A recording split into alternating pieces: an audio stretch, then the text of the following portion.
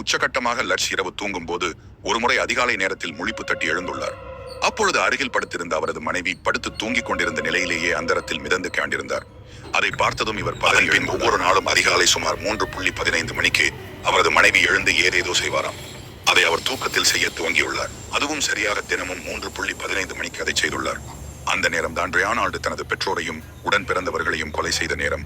இதையெல்லாம் பார்த்து பயந்து லட்ஸ் ஒரு பாதிரியாரை அணுகியுள்ளார். அவர் வீட்டிற்கு வந்து பிரார்த்தனை நடத்தினால் எல்லாம் சரியாகும் என நம்பிக்கை தெரிவித்து துவங்கியது. அவரிடமிருந்தோ ஒரு குரல் சத்தமாக கோபமாக கெட் அவுட் என கத்தியுள்ளது. இதை கண்டு பயந்து போய் வீட்டில் உள்ள அனைவரும் அங்கிருந்து ஓடிவிட்டனர். இந்நிலையில் லட்ஸ் பயந்து போய் அந்த வீட்டை வாங்கிய 28ஆம் நாளிலேயே வீட்டை காலி செய்தார். இதற்கிடையில் லட்ஸ் இதை செய்ததற்கு ஒரு காரணம் இருப்பதாக மக்கள் பேச துவங்கினர். லட்ஸுக்கு அதிக கடன் இருந்ததாகவும் அதை அடைக்க முடியாத அவர் இப்படியாக ஒரு வீட்டை வாங்கி அதை வைத்து கதையை தயாரித்து அதை வெளியில் சொல்லி மக்கள் அனைவரையும் நம்ப வைத்து படம் எடுத்து அதிக சம்பாதிப்பதற்காகவே இப்படி கூறினார் என்று கூறப்பட்டது. இந்த விஷயம் வைரலான போது லட்ஸ் மற்றும் கேட்ரு இருவரும் தாங்கள் பொய் சொல்லவில்லை என்று மறுப்பு தெரிவித்தனர். அமானுஷ்யங்கள் நிறைந்த அந்த வீட்டில் பேய் ஓட்டும் நிபுணர்களை அழைத்து அவற்றை விரட்ட முயற்சியையும் மேற்கொண்டார். அப்போது அவர்களின் எல்லா முயற்சிகளும் தோல்வியிலேயே முடிந்தது.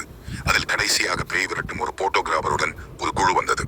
அவர்கள் எடுத்த போட்டோதான் இன்றளவும் அதிக அளவு பகிரப்பட்டும் மற்றும் மர்மமாகவே அந்த வீட்டின் 2வது மாடியில் ஏறும்போது படியில் நின்று எடுத்த ஒரு புகைப்படத்தில் ஒரு சிறுவன் படிக்கட்டுகளில் இருந்து எட்டி பார்த்தபடி நிற்கிறான். அவன் கண்கள் வெள்ளையாக இருக்கிறது. இந்த புகைப்படத்தை 1976 எடுத்தனர்.